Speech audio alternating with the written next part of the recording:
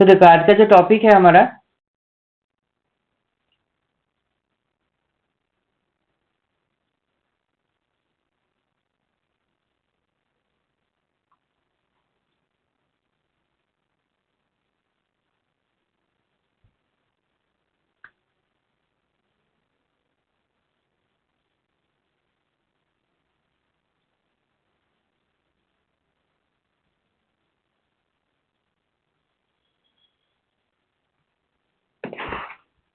let's start. So topic is drug and cosmetic Act 1940 and rules related to this particular Act 1945. Now, the first question comes, what is Act, what is rule? See, Act क्या है? Act के अंदर rules आता है. Act एक क्या है कि हम लोग जो जिसको बोलते हैं कि बंगाली में हम जो बोलते हैं आइन, मतलब कि कानून जो है वो है एक्ट. तो लिखा गया कानून जो पहले बिल के तौर पे रहता है. ये बिल कहाँ पेश होता है? लेजिस्लेटिव असेंबली में पेश होता है. ठीक है, जहां सबसे पहले लोकसभा में पेश होता है, उसके बाद राज्यसभा में पेश होता है. फिर जब लोकसभा ने उसको अप्रूव कर दिया, नेक्स्ट राज्यसभा में गया, अप्रूव कर दिया, फिर वो जाता है एग्जीक्यूटिव के पास, मतलब के प्रेसिडेंट के पास. तब एक बिल हो जाता है एक एक्ट. अभी तो ये सब तो शायद आप लोगों को पता है ना? ये जो प्रोसीड्यूर ये आप लोगों को पता है, बिल से कैसे एक्ट बनता है. तो देखो,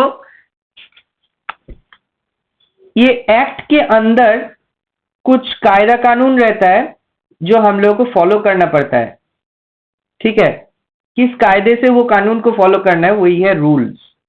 ठीक है, तो अभी देखो, एक किताब होगा एक्ट का, जो किताब में ये एक्ट या फिर ये एक मतलब कि एक बुक के तौर पे या बुकलेट के तौर पे ये एक्ट आएगा. तो समझ लो कि ये एक किताब है. एक किताब में क्या क्या रहता है? कंटेंट्स रहता है, फिर उसके अंदर पार्ट्स रहता है कि पार्ट में डिविजन करते हैं हम लोग. पार्ट्स रहता है, पार्ट्स के बाद क्या रहता है कि मेन कंटेंट. जैसे कि कोई भी किताब अगर समझ लेते हैं तो उसमें सब्जेक्ट रहता है, सब्जेक्ट का चैप्टर्स रहता है. ठीक है, तो ऐसा जो रूल्स और एक्ट्स का किताब है उसमें भी ऐसा रहता है. तो पार्ट्स रहता है, फिर जो मेन जो चैप्टर्स है उसके अंदर क्या क्या लिखा जा रहा है वो सब रहता है. उसके बाद लास्ट में हम लोग किताब में देखते हैं कि लास्ट में दिया जाता है अपेंडिक्स या ग्लॉसरी या कुछ एनेक्सर्स. तो शेड्यूल है ऐसा एक चीज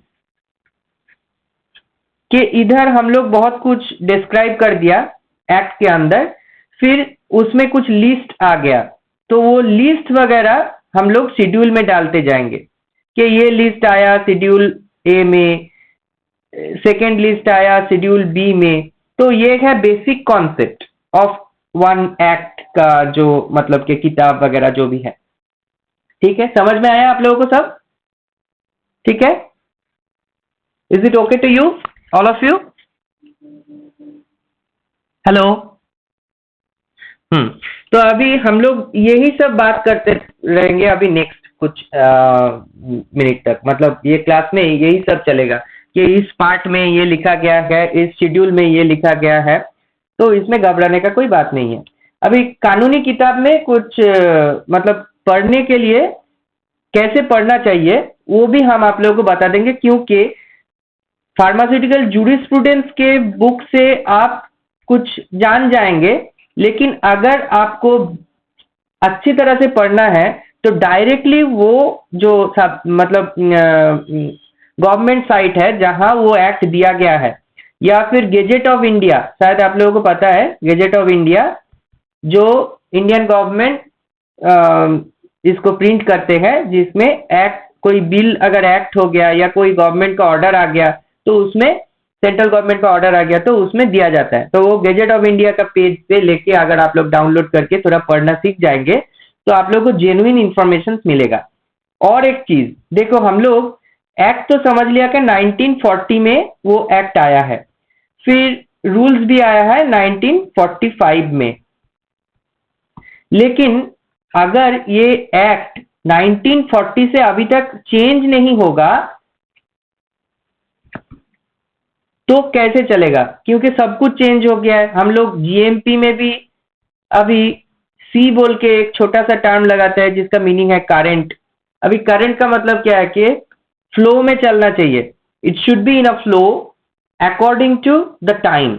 there is so many changes throughout these particular stages, so we have to definitely amend those things। तो हम लोगों को ये अमेंडमेंट भी फॉलो करना चाहिए। तो देखो, शायद आप लोगों को मैं जस्ट एक क्वेश्चन कर रहा हूं पढ़ाने के अंदर में, बीच में ही, शायद आप लोगों को अभी, क्या बोर्ड पूरी तरह दिख रहा है सबको? Is the board visible to everyone? Okay. तो मैं एक चीज पूछ रहा हूं, शायद आप लोगों को शेड्यूल्स के बारे में सब कुछ पता है कि ए से वाई तक शेड्यूल है और कौन सा शेड्यूल में क्या है, सब आप लोगों को पता है। नहीं पता है? अच्छा ठीक है, मैं बता दूंगा, कोई बात नहीं। लेकिन ये जो H1 शेड्यूल है ये रिसेंटली ऐड हुआ है, तो ये H1 शेड्यूल के अंदर है क्या? तो ये हो गया एक अमेंडमेंट। मतलब कि ये 1945 में तो था नहीं जब वो जुड़ा गया था, मतलब कि सबसे पहले आया था, लेकिन अभी उसको जुड़ा गया। तो ये अमेंडमेंट भी गेजेट ऑफ इंडिया में आता है, ठीक है। तो अगर ये भी आप लोग थोड़ा ख्याल रखोगे बिफोर एग्जाम कि is there any amendment in that particular act, then it will be your current affair as well as a pharmaceutical question। Means definitely in government your UPSC exam there is a part current affair and also pharmacy, so it will cover both of those things, what amendment has been done in that particular act। Suppose you know that there is one act, MTP Act, medical termination of pregnancy। Now there is one amendment in 2021, very recent amendment। What are the amendments has been done in that particular act or rules? Okay, so these are as well as current affair and pharmaceutical question। So and it is our responsibility as a pharmacy student to know the rules and regulations and amendments also, so please follow the amendments too। Okay, now let's see the next thing।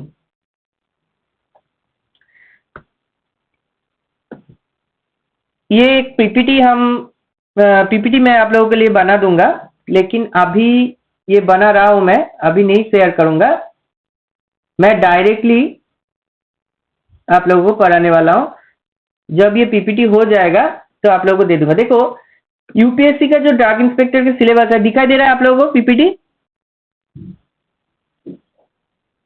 हाँ, तो देखो इसमें drug and cosmetic act है 1940 का, rules उसी में आता है 1942। फार्मेसी एक्ट 1948 में आता है। Drug and magic remedies act आता है 1944। ये डायरेक्टली सिलेबस से उठाया हुआ है, ठीक है। ये सब हम लोगों को थोड़ा एम्फेसिस देना है। Medical and toilet preparation act 1955 है। Prevention of cruelty to animal act है, ठीक है। Drug price control DPCO control order 1995। Medical termination of pregnancy act 1971। Narcotic Drugs and Psychotropic Substances Act 1985, Poison Act 1919 and Dangerous Substances Act 1930, Trademark Registration Act and Pharmaceutical Ethics। This is the jurisprudence part of UPSC Drug Inspector exam, okay? And the most vast and elaborative portion is this Drug and Cosmetic Act 1940, which I am taking class today। और देखो इसका next सब slide में मैं ये सब कहाँ से आप लोग डाउनलोड करोगे वो भी मैं दे दिया हूँ, बाद में मैं ये आप लोगों को शेयर कर दूंगा। तो आज ये पीपीटी देख के मैं नहीं पढ़ा रहा हूँ, आज मैं डायरेक्टली आप लोगों को पढ़ाऊंगा जो जो चीज, उसके पहले कुछ कुछ चीज आप लोगों को समझ लेना चाहिए। तो हम लोगों को ये समझ में आया कि what is act, what is rule. Is it clear to you?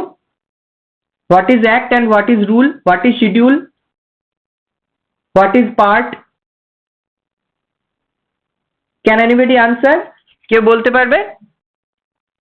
ये रूल की, एक्ट की, শিডিউল কি, পার্ট কি? ক্লিয়ার হয়েছে? যদি না হয় তাহলে তোমরা কোশ্চেন করতে পারো।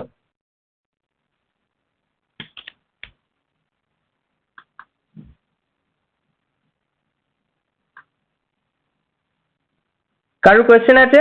সুব্রত, সুদীপ্ত, সুদীপা?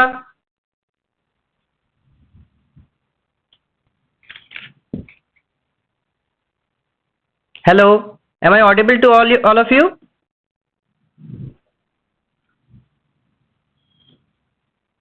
ওকে, চলো আমি হয়তো ক্লিয়ার হয়নি, আমি আরেকবার রিভাইজ করে দিচ্ছি তোমাদের। দেখো অ্যাক্ট क्या है, অ্যাক্ট কি জিনিস? Act is the main set, you know the set theory, the universal set is act. Okay, just let me explain you. This box is act. Okay, inside this box, what is this? This is act. Inside this box there is part, chapters,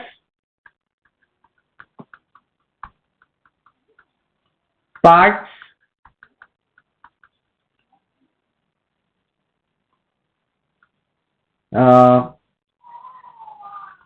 schedules, etc. Okay, act क्या हो गया? एक पूरा set है, ये किताब जैसा है। उस किताब के अंदर कुछ चैप्टर्स है, कुछ पार्ट है, और उस पार्ट का जो मूल जो मेन टॉपिक्स है उसके ऊपर बेस करके कुछ लिस्ट हो गया, कुछ आप लोगों को फॉर्म्स वगैरह हो गया, तो उसका फॉर्मेट हो गया, वो शेड्यूल में आ जाता है। ठीक है, चलो आगे चलते चलते हम लोगों को ये और क्लियरली समझ में आ जाएगा। चलो आप लोगों को सबसे पहले गवर्नमेंट ऑफ इंडिया एक्ट से क्या क्या हम पढ़ेंगे उसका एक फॉर्मेट मैं पहले बता देता हूं।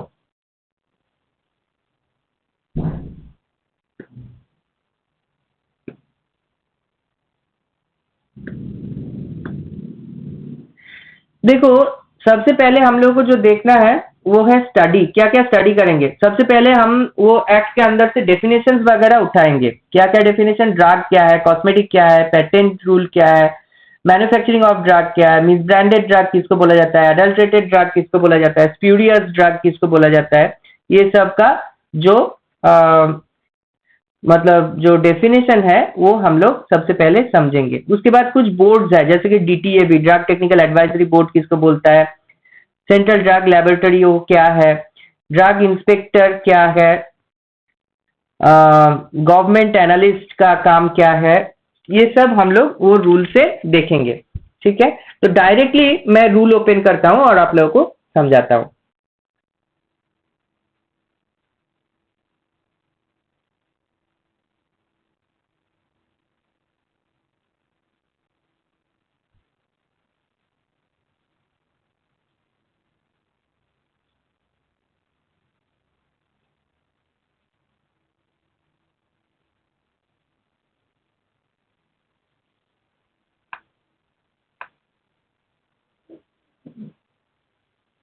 अच्छा, सब लोगों को दिख रहा है ना? সবাই দেখতে পাচ্ছ? দেখো government of India ministry of health and family welfare, এটা কিন্তু সিডিএসসিওর ওয়েবসাইট থেকে তোমরা ডাইরেক্ট ডাউনলোড করতে পারবে। ঠিক আছে, কোন ওয়েবসাইট থেকে? সিডিএসসিও তে গিয়ে মানে ডাইরেক্ট গুগলে গিয়ে দেবে যে drug and cosmetic rule 1940, CDSCO থেকে এই কপিটা কিন্তু বেরিয়ে যাবে এবং এখানে লেখা থাকবে যে 31 ডিসেম্বর, দেখো এখনো পর্যন্ত 31 ডিসেম্বর পর্যন্ত 2016 সাল এর 31 ডিসেম্বর পর্যন্ত অ্যামেন্ডমেন্ট হয়েছে, তারপর কিন্তু কোনো অ্যামেন্ডমেন্ট এখনো পর্যন্ত হয়নি। ঠিক আছে, তাহলে লাস্ট অ্যামেন্ডমেন্ট হয়েছে 31 ডিসেম্বর 2016। দুটোই 1940 সালে যে অ্যাক্ট হয়েছে সেটাও, এবং 1945 সালে আমরা এখানে দেখতে পাচ্ছি যে রুলসটাও আবার অ্যামেন্ড হয়েছে। এবার দেখো এই যে রুলস অ্যান্ড অ্যাক্টের যে বই বা যা কিছু আছে তা আমরা কি করে পড়বো।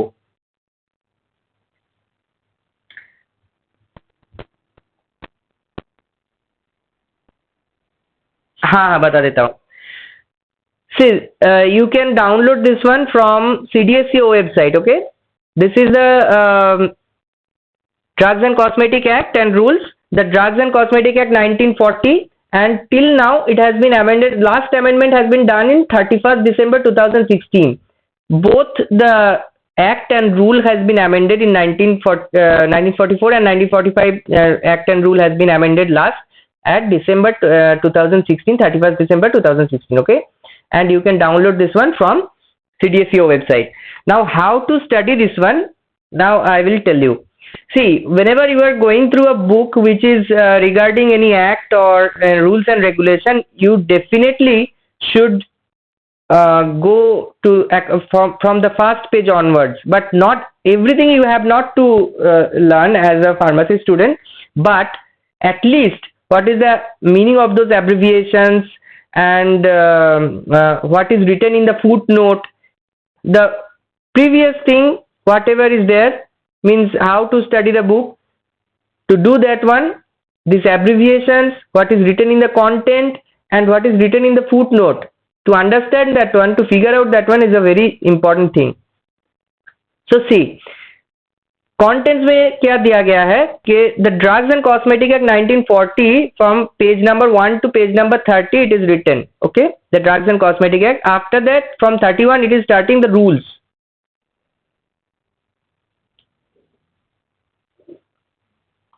So just a minute.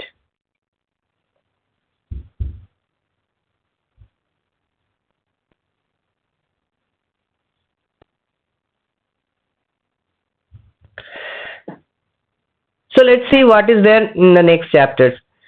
So whenever you download this particular PDF, you just go to the definition, and I request you all, don't study from the PDF. Just take one printout, whatever it may be, 639 pages or 635 pages, that doesn't matter. But if you make this one as a book, or if you buy one book of this particular act or regulation, then it will be very much beneficial whole life of your pharmacy. Okay, so please xerox this one, otherwise take printout or buy one book and go through these things. First is definition. Now what are the definitions? I already have told you. I will discuss according to this particular act. Okay, now next is chapter 2. See, chapter 1, these are the sections. These are the sections 1, 2, 3, 3A. Why this is 3A? Because there may be few amendments after the introduction of this particular act. So it is 3A. Later it has been introduced. But don't give much emphasis on this, why it is 7, why it is 7A, why 3A. Nothing is there. Just this one. Amendment has been done and introduced later. Now chapter 2, the Drug Technical Advisory Board. Very important. So many questions used to come from this particular area. क्योंकि देखना कि last year questions में आएगा कि drug technical advisory board का chairman कौन है, या उसका जो चेयरमैन है, सपोज सीडीएल किधर है, वो भी ये पर्टिकुलर एरिया में लिखा हुआ है. मैं नेक्स्ट बताता हूँ नीचे जाके. ठीक है, तो ये जो मैं इधर मार्किंग करके रखा हूँ, हाईलाइट करके रखा हूँ, वही सब चीज आप लोगों को पढ़ना है, ज्यादा नहीं पढ़ना है. तो हो सके तो मैं पूरा मार्किंग हो जाने के बाद आप लोगों को ये शेयर कर दूं. ठीक है. So next chapter is important, import of drug and cosmetics, जहां हम लोगों को डेफिनेशंस मिल जाता है. किसका? Standards of quality. Misbranded drugs किसको बोला जाता है, एडल्ट्रेटेड ड्रग्स किसको बोला जाता है, स्प्यूरियस ड्रग किसको बोला जाता है. ठीक है, तो ये जो डेफिनेशंस है हम लोग को वो पता चलेगा. अच्छा, कभी कभी क्वेश्चन आ जाता है कि ऑफेंस जो है ये मतलब कि ट्रांसपोर्ट में, तो उसमें क्या तरह का ऑफेंस है, उसका कन्फिस्केशन क्या है एंड जुरिस्डिक्शन क्या है। ठीक है, तो कन्फिस्केशन का मतलब किसी को पता है? जब्त, जब्त करना, बंगाली में जिसको बोलता है बाजेयाप्त करा।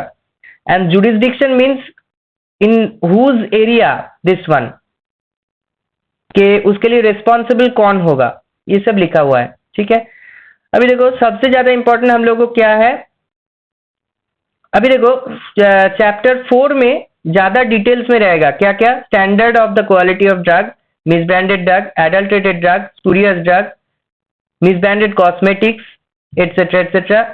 गवर्नमेंट एनालिस्ट क्या है, कौन है, उसका क्या रिस्पॉन्सिबिलिटी रहेगा, इंस्पेक्टर कौन है, पावर ऑफ इंस्पेक्टर क्या है। इससे भी बहुत सारा क्वेश्चन आता है कि what is the power of drug inspector. ये इंटरव्यू में भी क्वेश्चन आता है, डीआई का एग्जाम या इंटरव्यू में। ठीक है, प्रोसीडियर ऑफ इंस्पेक्टर, इंस्पेक्टर को कैसे काम करना चाहिए। Persons bound to disclose place by drug और कॉस्मेटिक और मैन्युफैक्चरिंग और केप्ट, मतलब कि जहां ये ड्रग कॉस्मेटिक रखा जाएगा उसमें जो पर्सन रिलेटेड रहेंगे तो उसको डिस्क्लोज करना ही चाहिए वो एरिया का, ऐसा सब रूल्स है इसमें। रिपोर्ट्स ऑफ गवर्नमेंट एनालिस्ट, ठीक है, गवर्नमेंट एनालिस्ट का रिपोर्ट्स कैसे बनेगा ये सब लिखा है। अच्छा, ये पेनल्टी से भी कभी कभी क्वेश्चन आता है कि penalty for non disclosure of the name of the manufacturer, penalty for keeping documents etcetera. ये अगर आपका एग्जाम में नहीं भी आएगा तो इंटरव्यू में इसका क्वेश्चन आ सकता है कि पेनल्टी कितना हो सकता है, उसका कोई अमेंडमेंट हुआ है कि नहीं। ठीक है, तो चलो आगे देखते हैं। ये हो गया कंटेंट। देखो यहां से हम लोग को ड्रग का डेफिनेशन मिल जाता है। ये देखो इधर जो छोटा करके 8 लिखा है, ये सब का ध्यान उतना देने का जरूरत नहीं है, लेकिन मैं बता देता हूं ये फुटनोट का नंबर है। देखो फुटनोट में लिखा है, ये मैं आप लोगों को इसीलिए बता रहा हूं क्योंकि कैसे एक किताब पढ़ा जाता है आइन मतलब रूल्स एंड रेगुलेशंस का, वो बोलने के लिए। देखो सब्स बाय एक्ट 68 ऑफ 1982, मतलब 1982 में जो अमेंडमेंट हुआ था उस अमेंडमेंट में इफेक्टिव हुआ था इस डेट में, इसीलिए उसको बाद में घुसाया गया है। आयुर्वेदिक, सिद्धा और यूनानी, ये 3 शब्द। तो drug includes all medicine intended for internal or external use for or in the diagnosis, treatment, mitigation। ये शब्दों को थोड़ा ध्यान दो क्योंकि मैं जब फार्माकोलॉजी पढ़ाऊंगा तब भी ड्रग का डेफिनेशन आएगा, तो डायरेक्टली ये रूल्स एंड रेगुलेशंस का किताब में ऐसा बोला गया है, तो आप लोगों को अभी से पता चल रहा है। ठीक है, क्या क्या ड्रग किसको बोलेंगे, डायग्नोसिस कर सकते हैं, ट्रीटमेंट कर सकते हैं, या मिटिगेशन और प्रिवेंशन कर सकते हैं। इसका हर एक का मीनिंग अलग अलग है। डायग्नोसिस मतलब कि हम चिकित्सा कर रहे हैं, ये नहीं। ट्रीटमेंट मतलब चिकित्सा, डायग्नोसिस मतलब हम लोग पहले डायग्नोज कर रहे हैं कि सपोज किसी का पेट के अंदर कोई अल्सर है या कोई पॉलिप है, तो हम क्या किया, उसका एक्सरे किया बेरियम मिल डाल के, तो वो हो गया डायग्नोसिस। तो वो जो बेरियम मिल हो गया वो भी है ड्रग। समझ में आया? क्या आप लोगों को समझ में आ रहा है? हेलो, हाँ, तो डायग्नोसिस, डायग्नोसिस के लिए जो यूज किया वो भी ड्रग हो गया। सपोज कोई कैप्सूल सेल के अंदर कैमरा घुसा के हम लोग एक पूरा तस्वीर ले रहे हैं अंदर वाला मतलब कोलोनोस्कोपी करने के लिए, ठीक है, वो कैप्सूल सेल भी ड्रग है। ओके, तो वही हम लोग को समझना है। अभी ट्रीटमेंट देखो, ट्रीटमेंट के लिए मतलब तो समझ में ही आ रहा है कि कोई डिजीज हुआ है उसका ट्रीटमेंट के लिए जो इस्तेमाल कर रहे हैं वो ड्रग है। मिटिगेशन क्या है? मिटिगेशन मतलब हम लोग उसको उसका जो प्रभाव है उसको रिड्यूस कर रहे हैं, उसको बोला जाता है मिटिगेशन। कि कोई डिजीज हुआ है, वो डिजीज हम लोग कंप्लीटली क्योर नहीं कर सकते हैं लेकिन उसको थोड़ा कम करके रख सकते हैं। जैसे कि हार्मोनल डिजीजेस है, किसी का यूरिक एसिड ज्यादा हो गया है, ये मेटाबॉलिक डिसऑर्डर है ये। फिर किसी का डायबिटीज हुआ है, तो उसके लिए ड्रग देके उसको बैलेंस करके रख रहे हैं, तो मिटिगेशन है। और प्रिवेंशन क्या है कि ड्रग इसीलिए दे रहे हैं कि वो डिजीज ना हो, इसीलिए प्रिवेंशन। तो ये चार तरह से हम लोग जो भी इस्तेमाल कर रहे हैं, चार रीजंस के लिए, for this four reasons whatever we are using those substances are drug. Okay, now किसके ऊपर एप्लीकेबल है? डिजीज और डिसऑर्डर इन ह्यूमन बींग्स और एनिमल्स एंड मैन, मतलब कि ह्यूमन और एनिमल। हम लोग ऐसे नहीं सोचेंगे कि ड्रग जो भी है फार्माकोपिया में लिखा हुआ है वो सिर्फ ह्यूमन के लिए है। जो भी एनिमल्स है, मतलब कि एनिमल हस्बेंड्री जो भी है जिसमें लोग पढ़ते हैं, एनिमल का भी जो मतलब कि डॉक्टर्स वगैरह है, तो उन लोगों का जो भी ड्रग इस्तेमाल हो रहा है वो भी हमारा ये ड्रग एंड कॉस्मेटिक रूल के अंडर में ही आएगा। या फिर मैन्युफैक्चर हो रहा है, जो अभी बाजार में नहीं आया लेकिन मैन्युफैक्चर हो रहा है, इसीलिए ये मैन्युफैक्चर शब्द को दिया है। exclusively in accordance with the formula described in the authoritative books of Ayurvedic Siddha and Unani or TIB system of medicine। ये आप लोगों को सबको पता है आयुर्वेदिक सिद्धा, यूनानी and टिब system? Do you know all this four? Hello, क्या आप लोगों को पता है आयुर्वेदिक सिद्धा, यूनानी और टिब सिस्टम क्या क्या है?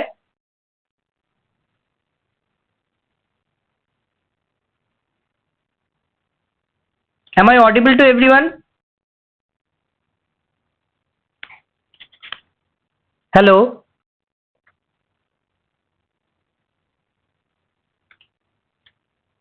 हेलो। हम्म, सो आप लोगों को पता है कि आयुर्वेदिक सिद्धा, यूनानी एंड टिब सिस्टम किसको बोला जाता है? देखो, हाँ, आयुर्वेदिक मतलब बंगाली में क्या बोलता है उसको? बंगाली नहीं, हिंदी में भी वही टर्म है, आयुर्वेद, आयुर्वेदिक। ओके। यूनानी पता है, यूनानी किसको बोलता है?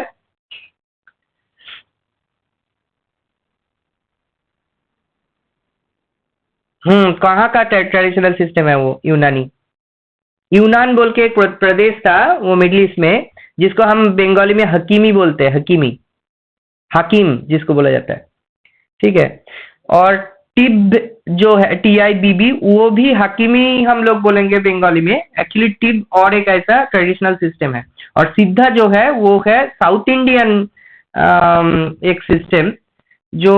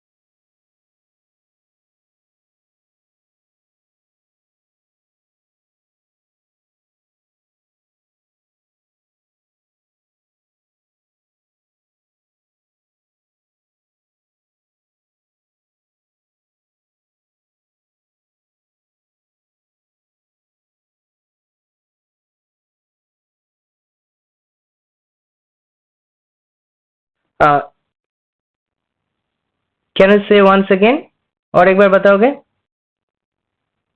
हेलो?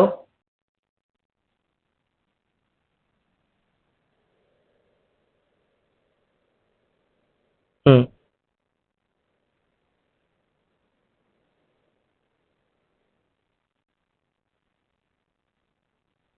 हम्म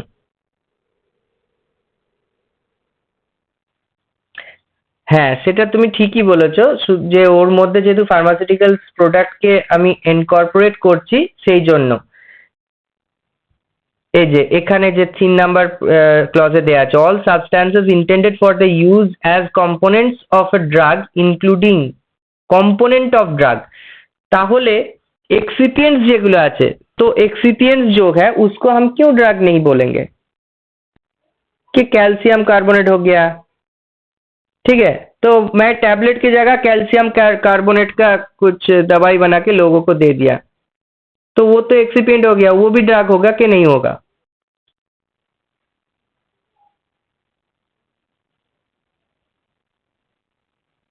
कैन एनीबडी से दिस?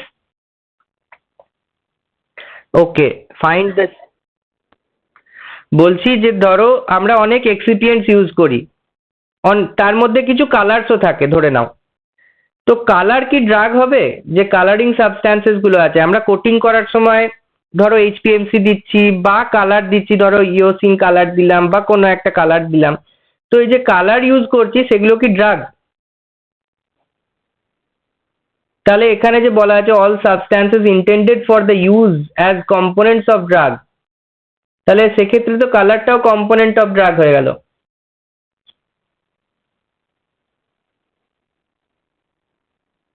জিলাটিন ক্যাপসুলও তো সেরকম কিছু কাজে লাগছে না।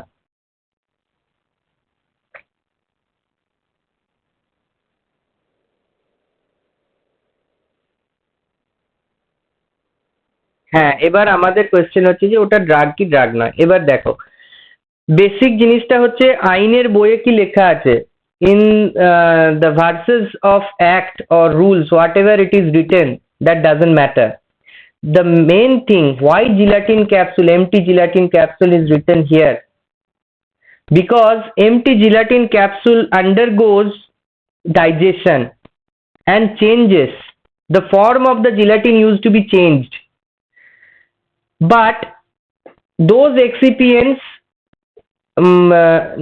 does not change and does not have any pharmaceutical value in our body, and also gelatin capsule have no pharmaceutical value in our body, that is inert cell, but that is not like component of the those excipients, like excipients।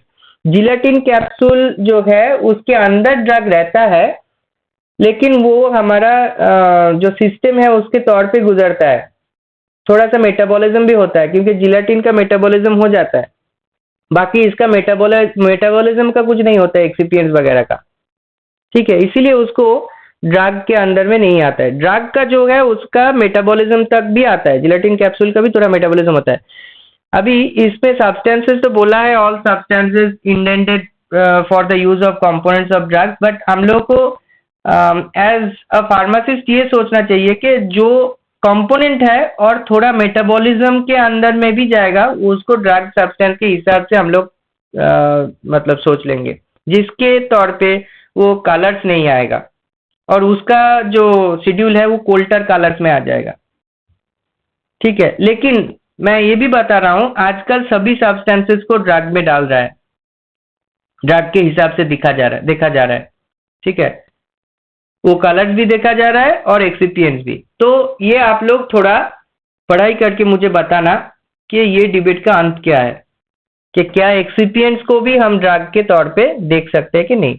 तो चलो, इधर क्या क्या substance को drug बोला जा रहा है। ऑल मेडिसिन फॉर इंटरनल और external use of human beings और animals and all substances intended to be used for और इन द डायग्नोसिस, मतलब कि ये जो आईनी किताब होता है इसमें बहुत सारा चीज लिखा जाता है जिसको हम लोगों को धीरे धीरे पढ़ने से समझ में आता है। देखो इधर फॉर भी लिखा है और भी लिखा है, तो इसको हम लोगों को समझना चाहिए। Intended to be used for और in the diagnosis treatment, mitigation, prevention any disease and disorder. तो देखो प्रिवेंशन में यूज होता है ये जो मॉस्क्विटो हम लोग को काटता है तो ओडोमॉस का क्रीम आता है, तो ओडोमॉस का क्रीम भी ड्रग के अंदर में आएगा क्योंकि मॉस्क्विटो रिपेलिंग क्रीम है वो, और वो प्रिवेंशन कर रहा है इंसेक्ट से। ठीक है, नेक्स्ट क्या है, such substances other than food intended to affect the structure or any function of the human body। Food के अलावा और कुछ भी जो हमारा ह्यूमन बॉडी को अफेक्ट करेगा या हमारा मतलब कि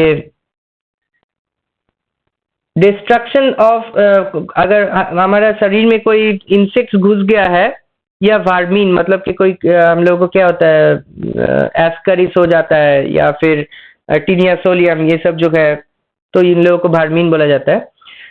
इन लोगों को मारने के लिए भी जो जो यूज किया जाता है, या फिर हम लोग के शरीर के ऊपर एक पारमेथ्रिन बोल के एक क्रीम आता है जो एक माइट होता है हमारे स्किन के ऊपर, उसको मारने के लिए यूज होता है। तो actually permethrin is a pesticide. क्या आप लोगों को पता है पारमेथ्रिन एक्चुअली एक पेस्टिसाइड है। পারমেথ্রিন একটা পেস্টিসাইড কিন্তু আমরা ইউজ করি আমাদের স্কিনের উপরে, তোমরা জানো? Do you know? হ্যাঁ, এটা কিন্তু একটা পেস্টিসাইড, তাও আমরা স্কিনের উপরে ইউজ করি, তাই ওটা ড্রাগ হয়ে গেছে। 2.5% এবার 2% পারমেথ্রিন ইউজ করা হয় কিছু মাইটসকে মারার জন্য। স্ক্যাবিজ বলা হয় তাকে, রোগটার নাম স্ক্যাবিজ। তো সেটাও কিন্তু ড্রাগ হিসেবে আমরা ধরে নিচ্ছি যেহেতু ওটা একটা পেস্ট এবং পেস্টকে আমরা মারছি। আচ্ছা, হ্যাঁ বলো।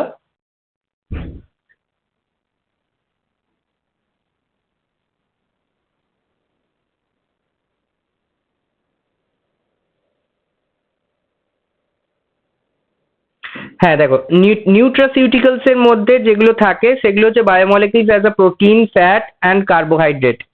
ঠিক আছে, তো দেখো বায়োমলিকুলস যেগুলো প্রোটিন, ফ্যাট অ্যান্ড কার্বোহাইড্রেটস, তার মধ্যে বেশিরভাগই হচ্ছে আমাদেরকে নিউট্রাসিউটিক্যালস মানে নিউট্রিশন দেয়া, নিউট্রিশন মানে পুষ্টি শরীরের। ওটা কিন্তু কোনো প্রিভেনশন বা কোনো কিছুর জন্য নয়, জাস্ট শরীরের পৌষ্টিক বৃদ্ধির জন্য। তো ওটাকে আমরা ড্রাগ হিসেবে ধরবো না নিউট্রাসিউটিক্যালসকে, যদিও এগুলো এখনো পর্যন্ত ক্ল্যারিফিকেশন নেই। অ্যাকচুয়ালি আমেরিকান সিস্টেমে কিন্তু ফুড অ্যান্ড ড্রাগ অ্যাডমিনিস্ট্রেশনে ওটাকে ফুডের মধ্যেই রাখে, ওরা কেন রাখে তার আলাদা ব্যাখ্যা আছে। কিন্তু আমাদের এখানে যে ড্রাগের ডেফিনেশন পড়ছি সেখানে দেখো এখানে লেখা আছে আদার দ্যান ফুড, তাহলে ওটাও ফুডের মধ্যে যাবে যেহেতু পুষ্টি বিধান করছে আমাদের। প্রোটিন, ফ্যাট অ্যান্ড কার্বোহাইড্রেট এই তিনটে ইয়ের মধ্যে, আবার তার মধ্যে দেখবে কিছু অ্যামাইনো অ্যাসিডসও থাকে। ঠিক আছে, তো এই জিনিসগুলো যেহেতু আমাদের পুষ্টি দেয় শরীরের বৃদ্ধি এবং তার হচ্ছে যে ভালো থাকার জন্য, মানে প্রিভেনশনের জন্য নয় কিন্তু শরীরের বৃদ্ধি ও পুষ্টির জন্য দায়ী, তাই আমরা ওটাকে ফুড হিসেবেই ধরবো।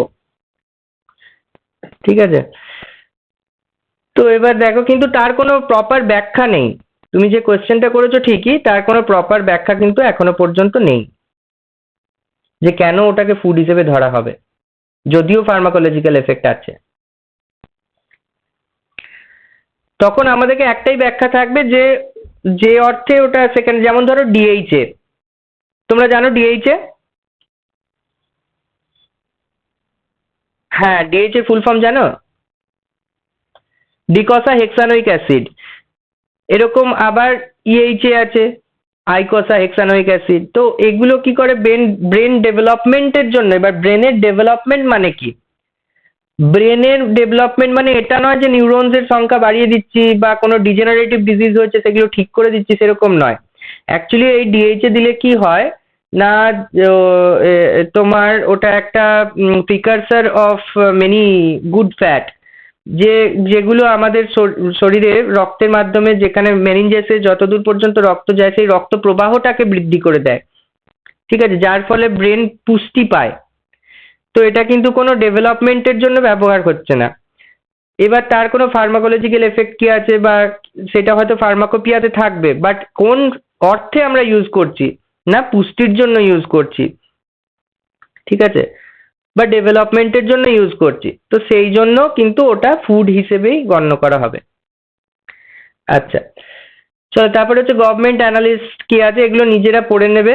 গভর্নমেন্ট অ্যানালিস্টের মানে কি, ইন্সপেক্টরের মানে কি। এবার দেখো ম্যানুফ্যাকচার, ম্যানুফ্যাকচার মানে কি বলবো আমরা, what we will say that a drug is manufacturing.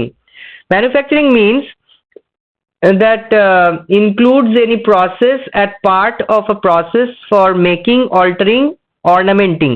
Means when we are making one particular formulation, that is manufacturing. Altering any formulation, altering any formulation means suppose suppose one substance is there that I already have brought from any particular manufacturer. After that I am doing a little bit alteration in that, then I am giving that particular product to the market. So that is alteration. This kind of thing, like in API industry, sometimes we used to bring few seeds. We used to call that seeds. That seed means that is a particular primary form. After that alteration of that primary form, the actual API used to come. So that is the altering of that particular form. So that is also kind of manufacturing. Now next is ornamenting. Ornamenting means when I was in Sasun pharmaceutical, then perhaps you have learned about sitagliptin. That is a molecule used for type 2 diabetes. And Istamate, Janumate, like that tablets used to be manufactured in the name of sitagliptin. Sitagliptin is the generic name of that particular medicine. So that Istamate and Janumate used to be manufactured in Italy and used to be packed in Sasun pharmaceutical. So before packing, we used to coat one last coating for that particular tablets. So that is a kind of ornamenting of that particular product. So that is also will be considered as manufacturing. Now finishing. Finishing means suppose one product already has been brought from one particular company. After that we are polishing and we are giving a new look with the packaging. That is finishing, we can also say. Packaging, labeling, breaking up. Now breaking up means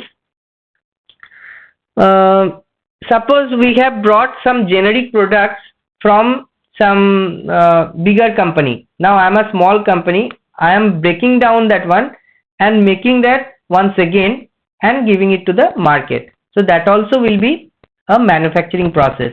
Otherwise, treating or adapting any drug or cosmetic with a view to its sale or distribution, but does not include the compounding or dispensing.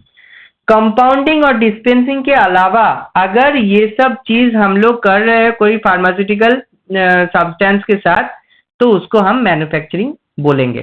ठीक है, तो ये concept हो गया manufacturing किसे बोलेंगे। अच्छा, patent and proprietary medicine, ये भी आप लोग देख लेना, ये कुछ समझने का उतना ज्यादा ये नहीं है, इसका डिस्क्रिप्शन दिया हुआ है। पेटेंट का मतलब आप लोग को समझ में है, पेटेंट आप लोग समझते हो ना, पेटेंट किसको बोला जाता है और प्रोप्राइटरी मेडिसिन किसको बोला जाता है, आप लोग को ये इसका नॉलेज है। Do you know what is patent and proprietary medicine?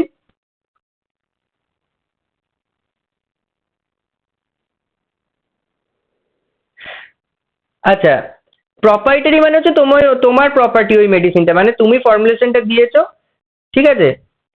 এবার সেই ফর্মুলেশনটা দেওয়ার পর প্যাটেন্ট যদি ধরো যে তুমি ফর্মুলেশনটা দিয়েছো এবং তোমার নামে প্যাটেন্ট আসছে, প্যাটেন্ট মানে তুমি এটাকে রেজিস্টার করে দিচ্ছ, ও তুমি ওই নির্দিষ্ট টাইম ছাড়া, মানে যেমন আমেরিকায় আছে যে 20 বছর কেউ ওই প্রোডাক্টটাকে আর বানাতে পারবে না, ওই মলিকিউলটাকে নিয়ে কাজ করতে পারবে না।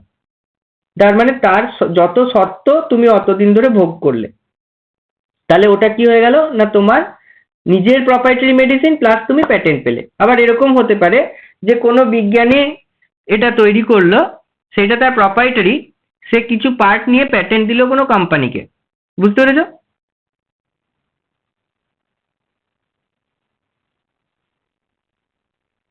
হ্যাঁ, এরকম এরকম ব্যাপার, হ্যাঁ এরকম টাইপের, ঠিক আছে।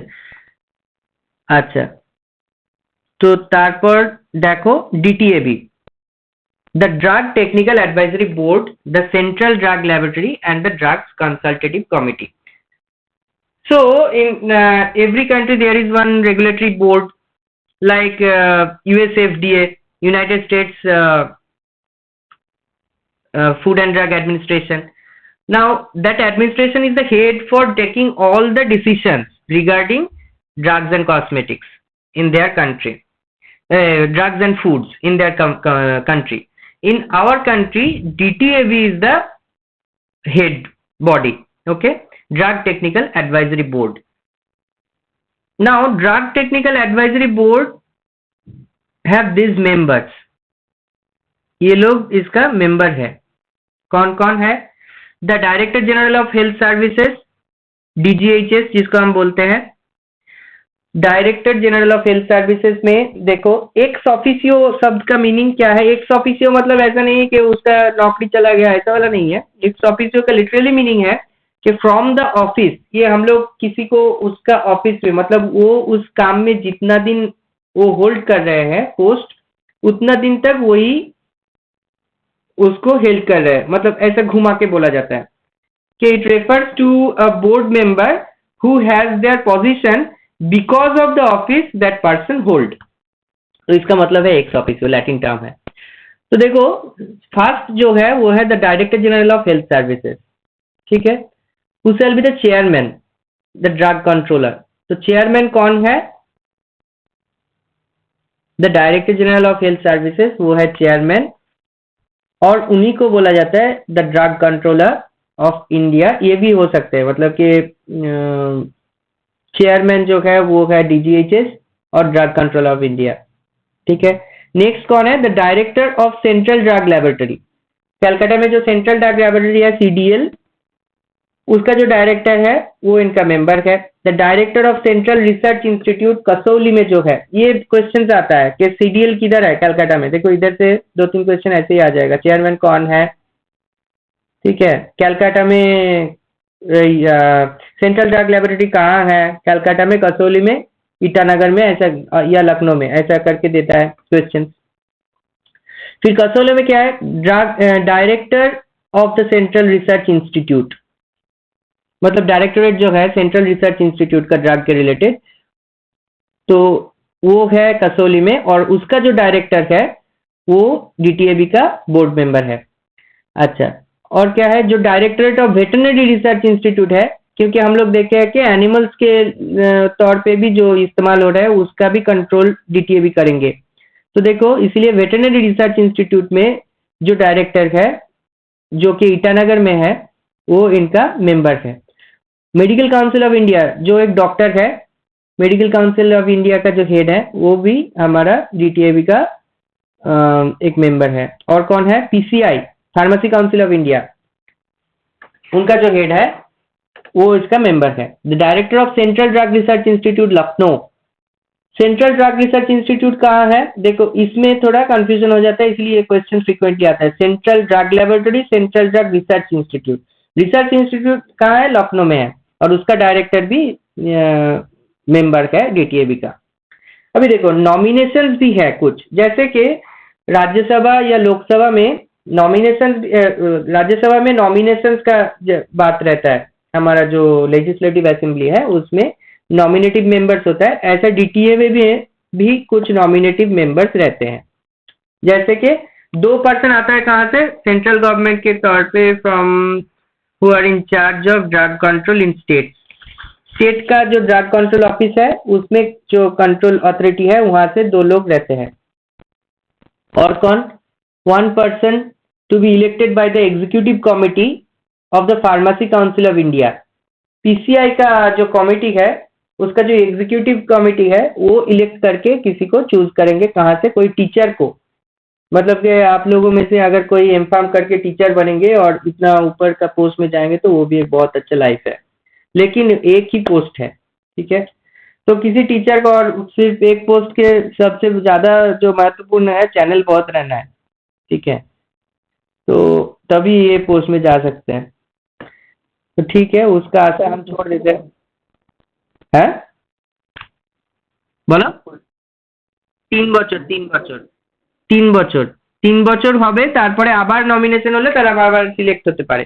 এগুলো কোশ্চেন আছে, দেখো নিচে লেখা আছে, এ দেখো, nominated and elected members of the board shall hold office for 3 years but shall be eligible for renomination and re-election। 3 বছর পর্যন্ত কাজ করবে, তারপর আবার রিনমিনেশন বা রি-ইলেকশন হতে পারে। ঠিক আছে, এমনি করে এক একজন পার্সন কে কোথাকার থাকবে এখানে লেখা আছে, এগুলো তোমরা একটু পড়ে নিও। अच्छा, किसी को कोई दिक्कत हो रहा है कोई लैंग्वेज रिलेटेड? किसी ने मुझे बोला कि सर एक बार इंग्लिश में बोल दो, वो है क्या अभी या लीव कर गए? Is there anybody who is facing problem regarding language?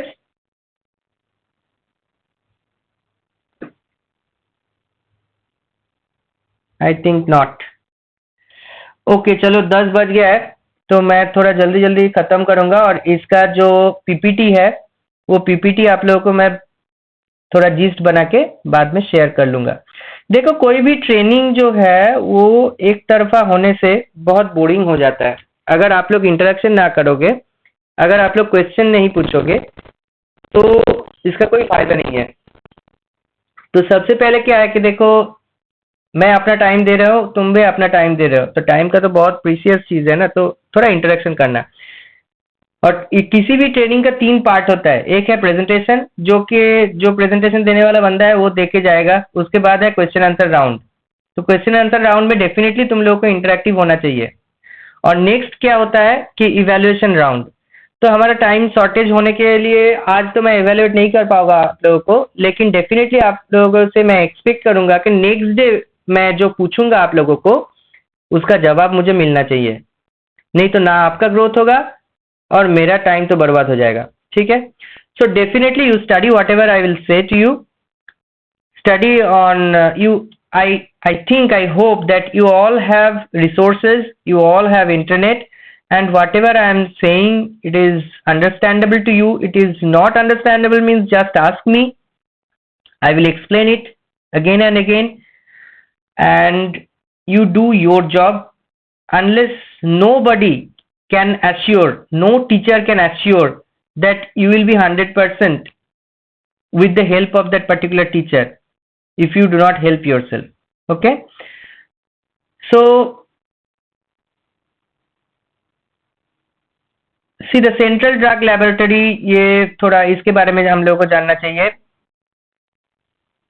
तो ऐसा कुछ मार्किंग करके मैं आप लोगों से शेयर कर दूंगा, जो आप लोग पढ़ लेना थोड़ा। और नेक्स्ट जो हम आप लोगों को सबसे इंपॉर्टेंट जहां से क्वेश्चन आता है वो बताने जा रहा हूं, वो है शेड्यूल्स।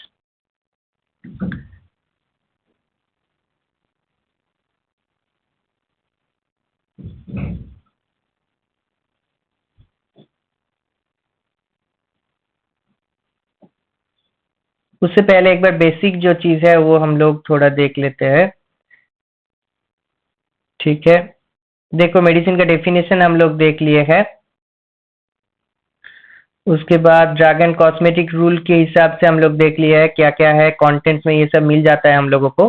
चैप्टर में चैप्टर 1 इंट्रोडक्शन, चैप्टर 2 के drug technical advisory board, chapter 3 में इंपोर्ट्स ऑफ ड्रग। इससे भी क्वेश्चन आ जाता है कि कौन सा चैप्टर में डीटीएबी का मतलब के उल्लेख किया गया है। ठीक है, लेकिन ओवरऑल ऊपर ही ऊपर से क्वेश्चन आता है। दो एक चीज थोड़ा डिटेल में आ जाता है, वो भी शेड्यूल से। ठीक है, देखो पार्ट्स में क्या क्या है। ड्रग एंड कॉस्मेटिक रूल्स के अंडर में पार्ट्स होता है। तो रूल्स के अंडर में पार्ट 1 में प्रिलिमिनरी जो चीज है वो सब बोला जाता है। फिर पार्ट 2 में द सेंट्रल ड्रग लेबोरेटरीज के ऊपर बोला गया है। रूल 9 to 20 जो ऑमिट हो गया पार्ट 3 में था, उसके हिसाब उसको बोला गया है।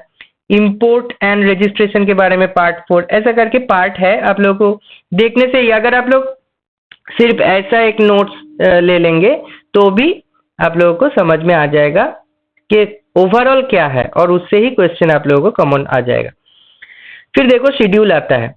मैं शेड्यूल को ओवरऑल पहले बता देता हूँ। Schedule A describes the format of form used for various licences. देखो स्टेरॉइड का मैन्युफैक्चरिंग के लिए जो लाइसेंस लगेगा जनरल ड्रग्स मैन्युफैक्चरिंग के लिए उसका लाइसेंस अलग होगा। तो ये क्या है कि लाइसेंस डिफर कर जाता है ड्रग टू ड्रग, ठीक है। फिर बायोलॉजिकल्स का जो लाइसेंस है वो अलग है, पेरेंटल्स का जो लाइसेंस है वो अलग है। तो वो लाइसेंस हम लोगों को पाने के लिए जो फॉर्म भरना पड़ेगा, वो फॉर्म का स्ट्रक्चर क्या है वो इधर शेड्यूल ए में दिया गया है, ठीक है। वही है form, format and form licence पाने के लिए, ठीक है। बी में क्या है, schedule B describe the fees required to pay for test और एनालिसिस बाय सेंट्रल। ये बी भी थोड़ा याद रखना चाहिए, सिर्फ शेड्यूल के हिसाब से, अंदर क्या है वो सब उतना पूछता नहीं है। कभी कभार पूछ देता है कि ये टेस्ट के लिए कितना, लेकिन उतना ज्यादा इंपॉर्टेंट नहीं है। सी में देखो, C is very important, biological and special products. तो इसका लिस्ट मैं दिखा देता हूं आप लोगों को। कौन सा बायोलॉजिकल एंड स्पेशल प्रोडक्ट्स है उसका अमेंडेड वर्जन ही आप लोगों को देखना चाहिए, तभी आप लोगों को पता चलेगा। Okay, so always go to the amendment, there may be inclusions later of that particular rule when it has been effected or established. So in C1 it is other special products, ठीक है। Schedule D में क्या है देखो, schedule D describes the requirement and formalities to import medicinal substances in India. Import export के ऊपर लिखा गया है डी में, तो ज्यादा इंपॉर्टेंट है C1। डी के अंदर क्या है वो थोड़ा ये याद रखना है कि इंपोर्ट एक्सपोर्ट क्या होगा उसके ऊपर है, ठीक है। शेड्यूल ई ऑमिट हो गया है। Schedule E1 contains the list of poisonous substances under Ayurvedic, सिद्धा एंड यूनानी। ये कभी कभार आ जाता है कि आयुर्वेदिक का और सिद्धा यूनानी मेडिसिन में जो पॉइजनस सब्सटेंसेस है उसका लिस्ट E1 में दिया गया है। तो ये शेड्यूल सिर्फ याद रखना पड़ता है, इसके अंदर से कभी क्वेश्चन नहीं पूछा गया कि कौन सा ड्रग है जो आयुर्वेदिक में पॉइजनस आता है, ऐसा कभी क्वेश्चन नहीं आया। शेड्यूल एफ क्या है, ओमिटेड हो गया है। शेड्यूल जी इज इंपॉर्टेंट, जो कि पॉइजनस मतलब कि उसमें एक क्वेश्चन होना चाहिए कि it is dangerous to take without the prescription of medical medical, ये लिखा जाता है, it is dangerous to take this preparation except under medical supervision. ये पैकेजिंग के ऊपर लिखना चाहिए, जैसे कि लिखा जाता है ए शेड्यूल एच में कि prescriptionable drugs, okay, should be sold under registered medical practitioner। अगर रजिस्टर्ड मेडिकल प्रैक्टिशनर नहीं लिखेगा तो ये कोई भी सेल नहीं कर सकते, ठीक है। तो इसका लिस्ट आता है पूरा, मैं दिखा देता हूं आप लोगों को। वो लिस्ट में से जो कॉमन ड्रग्स है वो आप लोगों को याद रखना चाहिए, वो दे देता है क्वेश्चंस में। देखो ये जो शेड्यूल H1 है ये घुसा है, नया वाला, नया अभी घुसा है। शेड्यूल H1 क्या है, schedule H1 also includes prescriptionable drugs. वो भी प्रेस्क्रिप्शनेबल ड्रग्स ही है, लेकिन क्या है, एंटीबायोटिक्स, जो ज्यादातर है क्या, एंटीबायोटिक्स, एंटी टीबी ड्रग्स। क्या हो गया आजकल, एंटीबायोटिक्स हम लोग बाजार में जा रहे हैं तो 2-3 खा रहे हैं, फिर डिजीज थोड़ा मिटिगेट हो रहा है, उसके बाद हम उसका कोर्स खत्म कर दे रहे हैं, मतलब कोर्स नहीं कर रहे। तो continuously if we do not complete the course of antibiotic, then we know that antibiotic resistance used to be generated in those microorganisms, and we become much more susceptible to those particular diseases. So this is a very big problem, because newer generation antibiotics are coming, but multi-drug resistance antibiotic, all are trying to make multi-drug resistant antibiotics like linezolid, etc. But now what we used to do, general antibiotics like azithromycin, metrogil, amoxiclav, we never used to complete the course. So it is a very big problem to our society. Especially people should not go, and the people whoever is selling these drugs, they should not do this one. तो इसीलिए ये schedule हम लोगों को लाना पड़ा, schedule H1। नहीं तो एंटीबायोटिक रेजिस्टेंस इतना ज्यादा हो रहा है पॉपुलेशन में कि कल देखा जाएगा कि हम लोग बहुत नॉर्मल डिजीज में मर जा रहे हैं, हम लोग का डेथ हो रहा है। तो इसमें कुछ ड्रग्स को अलग कर दिया गया है कि it is dangerous to take this preparation except in accordance with the medical advice. जितना बोला जाएगा उतना एडवाइस में ही पूरा कोर्स कंप्लीट करके लेना चाहिए। Not to be sold by retail without the prescription of registered medical practitioner, ये दोनों।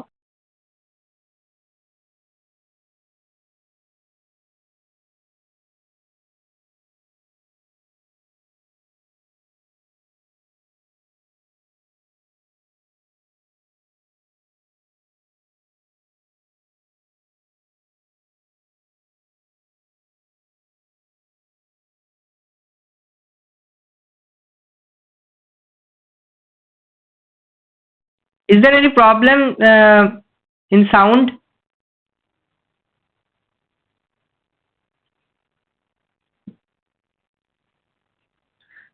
Okay, for a few times my speaker was off. I was thinking that maybe my sound was not going to you properly. Everything was audible when what I was saying throughout this time? Okay. So whatever I am telling you, it is okay na?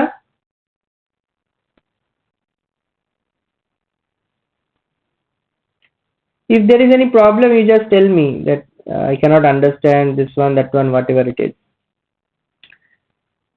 Okay, schedule aim, that is very important for manufacturers. This is good manufacturing practice. Whoever used to work in industry and that is affiliated by our Indian government, they have to follow Schedule M rules and regulations. Now there are few segments of Schedule M. That is, Schedule M1 describes the good manufacturing practice requirements for the factory premises for manufacturing of homeopathic preparations. Questions used to come from this one also.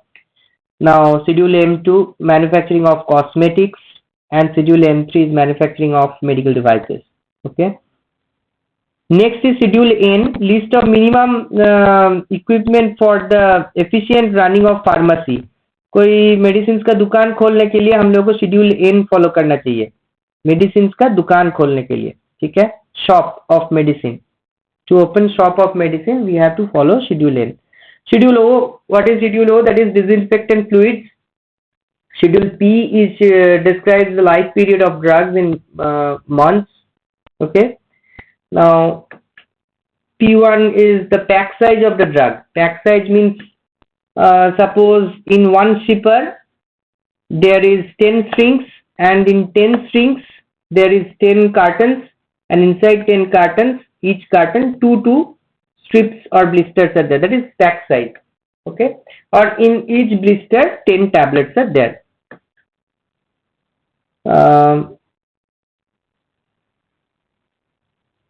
Now Q is Coulter colors.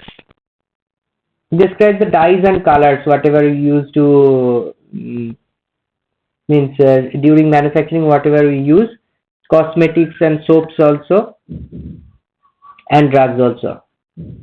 Okay. Schedule R is rubber latex related, means condoms and whatever rubber substances are there manufactured. That is Schedule R. Next, Schedule R1 describes medical devices shall come from the Indian standards. Whatever Schedule R1 is not that much important. Standards of cosmetics. Schedule S describes the standard of cosmetic in finished form. In finished form, how the standard of the cosmetic should be, that is defined in the Schedule S.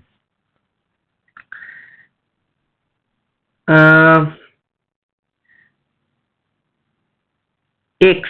Schedule X describes the list of drugs that covered in schedule.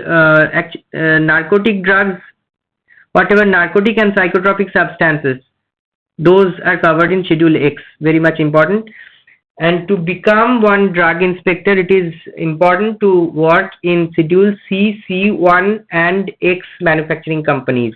Okay, if you are in production, then 18 months experience is enough, but if you are in testing, then it is more. Okay, then how much more? Please go through that one in drugs and cosmetic rule and tell me next day. I will ask all of you. Okay. Yes.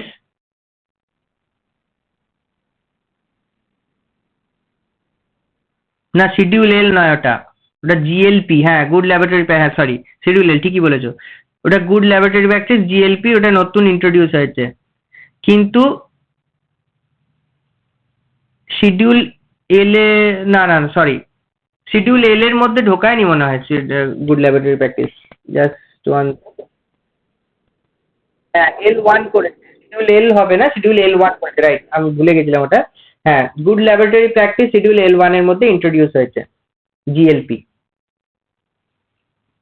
Right, তাহলে এগুলো ছিল schedule. Schedule গুলোর actually কোথায় কি আছে, whatever the schedules, and overall you have to remember, and the most important schedules are C, C1 and X, A, B, G, Y, Q.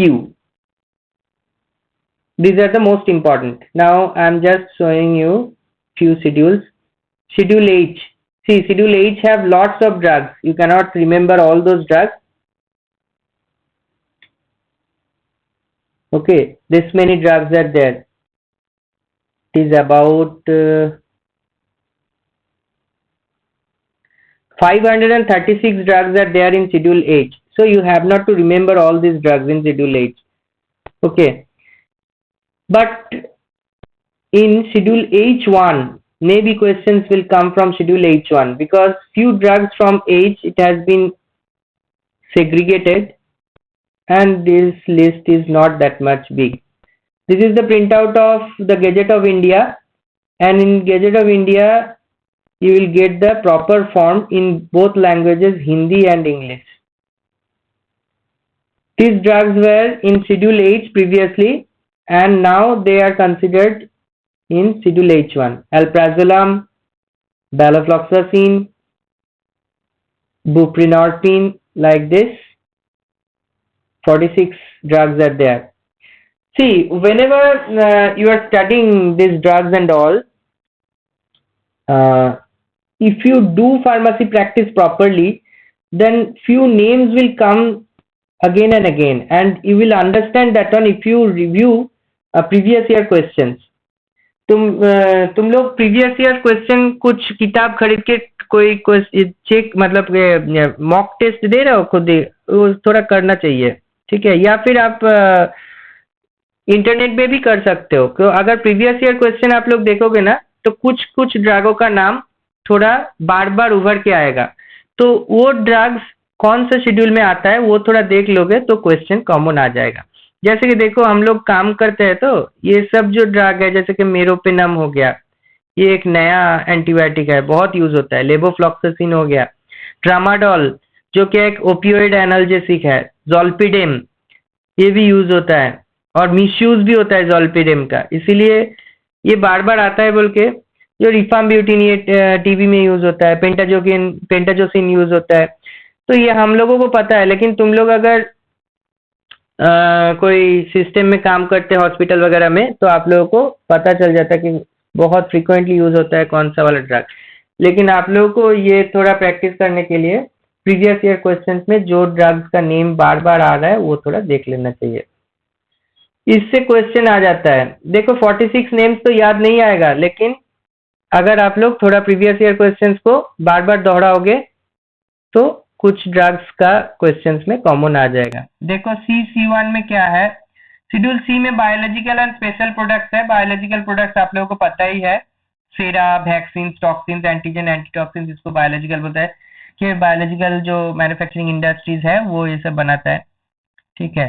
और C1 में है स्पेशल प्रोडक्ट। देखो ये बहुत बार क्वेश्चन में आता है कि शेड्यूल C1 में कौन सा ड्रग है। देखो एर्गोट और डिजिटलिज बहुत बार आता है क्वेश्चन में।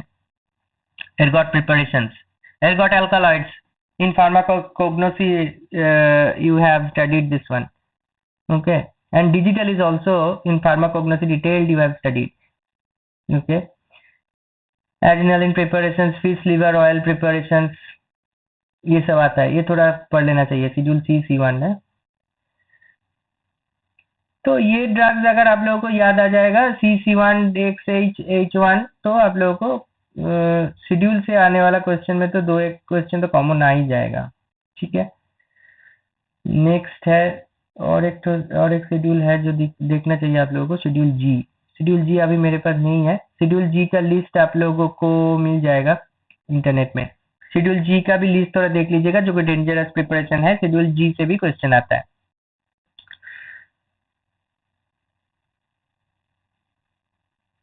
Now the question answer round, is there any question? Hello, मैं देख रहा हूँ कि 2-3 लोग ही आप लोग इंटरेक्टिव हो, लेकिन ऐसा तो होना नहीं चाहिए। देखो, इंटरेक्शन बहुत इंपॉर्टेंट चीज़ है। अगर आज आप लोगों को कोई भी जॉब मिले, तो अगर आप लोग इंटरेक्शन प्रॉपरली ना कर पाओ ना, तो ग्रोथ नहीं होगा आप लोगों का। मैं गारंटी देता हूँ ये। जो लोग ज़्यादा इंटरेक्टिव है ना, तो पढ़ने में उसको कितना 9 पॉइंट आ गया, 8 पॉइंट आ गया, उसमें कुछ नहीं आता जाता है, वो आगे जाता है। ठीक है। और सबसे ज्यादा वो लोग आगे जाएगा जो इंटरेक्टिव है और प्राइवेट सेक्टर में काम कर रहा है, क्योंकि जो बोल पाता है उसी को आगे लेके जाता है प्राइवेट सेक्टर। ठीक है, तो थोड़ा अगर आप लोगों को कोई डाउट है, कुछ प्रॉब्लम्स हो रहा है, please discuss with me and I will close the class.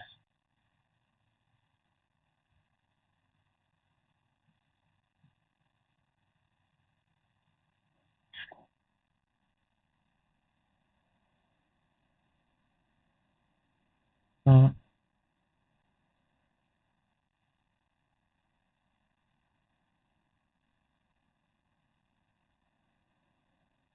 Right, ৩ বছর ঠিক বলেছো। ওটা হচ্ছে টেস্টিং, মানে কিউসি তে যদি কেউ চাকরি করে, শিডিউল সি, সি1 এন্ড এক্স, বা কিউএ তে তোমার কিউএ তে ছিল, কিন্তু তোমার টেস্টিং কিউএ হিসেবে ছিল, সে 3 বছর এক্সপিরিয়েন্স হলেও হবে। তবে একটা জিনিস আমি বলে দিচ্ছি, ধরো তুমি সিডিএসইও এক্সাম ক্র্যাক করলে, তো ইন্টারভিউ দিলে, তুমি যদি সিলেক্ট হও, ওইসব কেউ কিছু মানে না, ওরা যদি সিলেক্ট করে তো সিলেক্ট হবে, দ্যাটস অল। বুঝতে পেরেছো? তবে হ্যাঁ, 18 মান্থসের বেশি এক্সপিরিয়েন্স হতেই হবে, ওটা মাস্ট। আর কিছু জিজ্ঞেস করার আছে?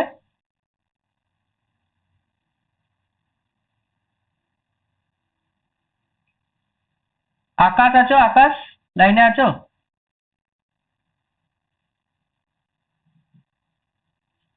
সুরজ, হ্যাঁ আকাশ বলো, কিছু ডাউট আছে আকাশ?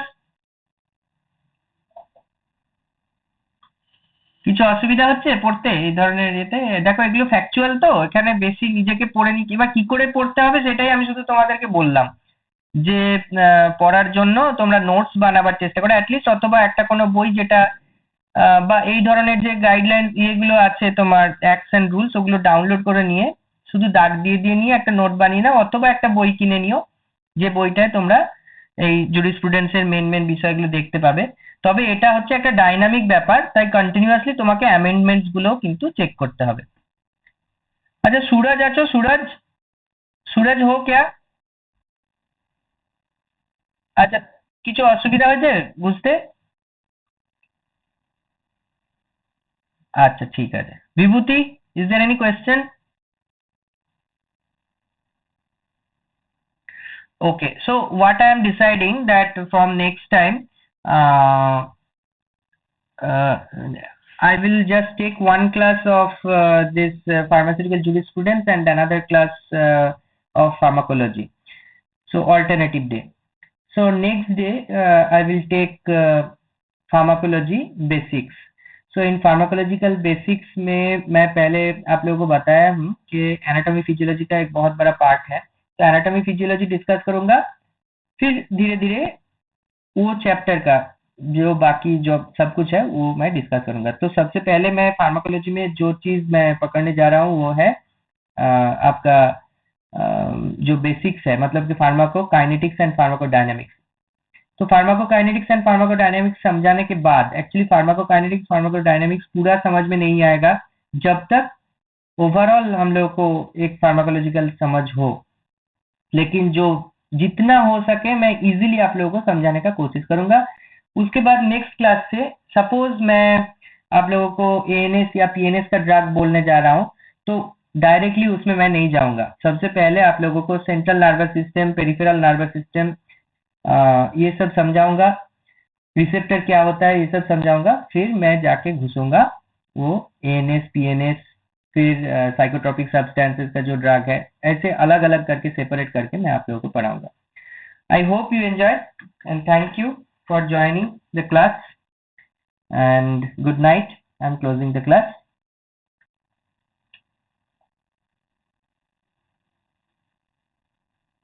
Okay, thank you all.